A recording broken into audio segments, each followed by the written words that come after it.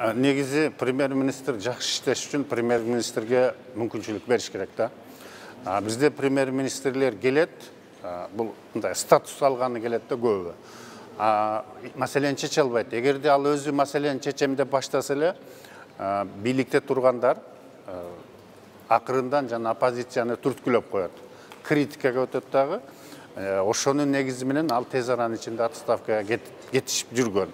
Ошондуктан азыркы болгон премьерлердин баары буга чейинки болгондор, азыр боло тургандар ошондо нетият болушуп, мындай өтө акырын иштетип, айтканды кылып, баягы узак иштегенге аракет кылганда, негизинен премьер-министр өзүнүн водители менен жанагы өкмөт үйүндөгү уборщицалардан башка эчтекени чече албайбыз деп бизге чейин жетти да. Ошондуктан баары президенттин айтканы менен болот.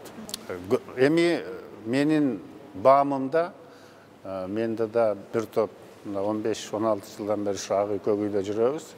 10дон ашык премьерди шайлаганга катышып калдым. Коалиция көпчүлүк ушул 11-жылдары сүйлөшүүлөр, консультациялар негизинде чечүү болгон да. Бирок 12-жылдан кийин уже андай болгон жок.